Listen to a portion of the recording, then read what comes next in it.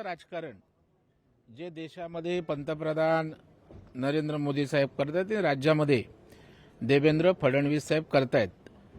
मुंबईचा चेहरा मोहरा ज्या पद्धतीनं बदलतोय, राखी जाधव ह्या कुठल्याही पक्षात असल्या तरी ग्राउंडवरच्या कार्यकर्ते आहेत. हे आपण बघितलंय. कुठलीही लाट असताना जनतेमध्ये राहिलेल्या त्या कार्यकर्त्या आणि नेते आहेत आणि त्यांना आज खात्री होते की माझ्या घाटकोपरचा विकास करायचा असेल, मुंबईचा चेहरा बदलायचा असेल तर देवेंद्रजींच्या सोबत विकासाचं राजकारण करूया.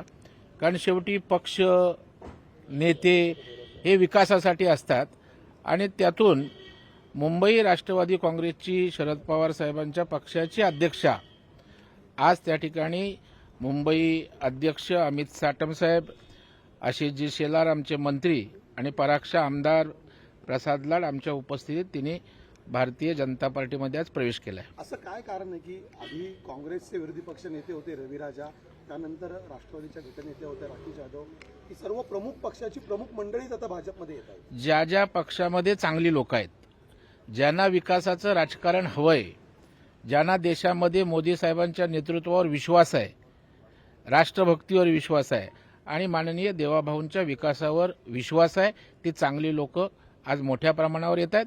आणि आपण बोलताय तसं विरोधी पक्षनेता मुंबईचे अध्यक्ष आज येणं हे भारतीय जनता पार्टीसाठी फार मोठं आहे. संभ्रम महाविकास आघाडीला कुठेतरी बोलतोय का? कारण काँग्रेस असेल, राष्ट्रवादी असेल, अद्यापही त्यांचं निश्चित नाही, त्यांच्या भूमिका त्या ठिकाणी कन्फ्यूज आहेतच.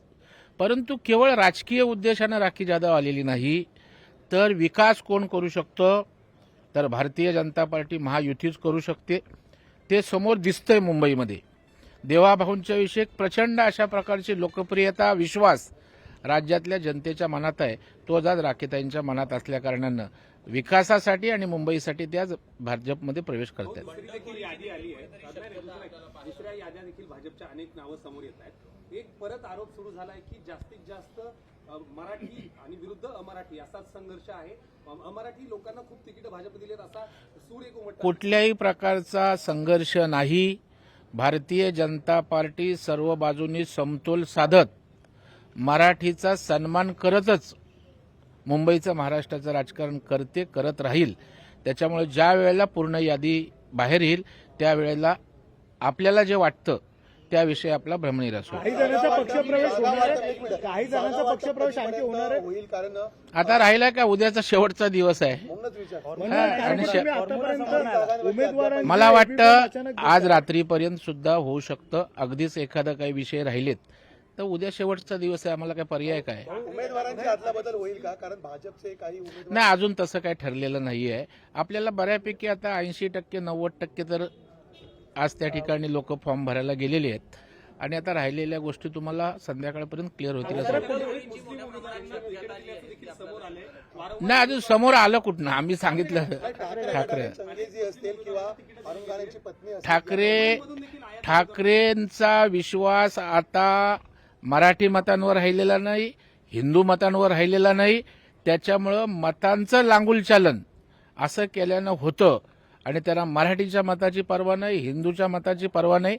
त्यांना सुचलेलं शाणपण आहे, विपरीत शाणपण. राज ठाकरेंनी मार्गदर्शन करताना असं म्हटलं की मुंबईकडे आता लक्ष देणं गरजेचं आहे, मुंबई वाचली पाहिजे. कारण आपण जर पाहिलं तर त्यांच्याकडे नरेंद्र मोदी आहेत आणि ईव्हीएम मशीन आहे आणि त्यामुळे ते माच करतात असं म्हटलंय राज ठाकरे. मला वाटतं वैफल्यातनं अशा प्रकारची वक्तव्य येत आहेत आणि मुंबईकडे लक्ष कुणी दिलं?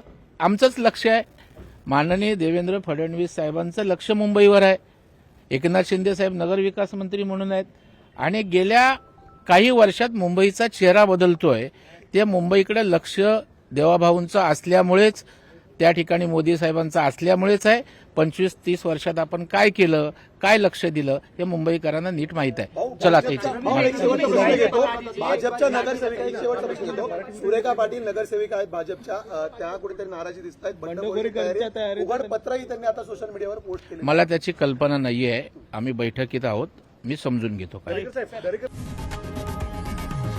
लोकशाही मराठी ऐका, पहा, जागरूक रहा.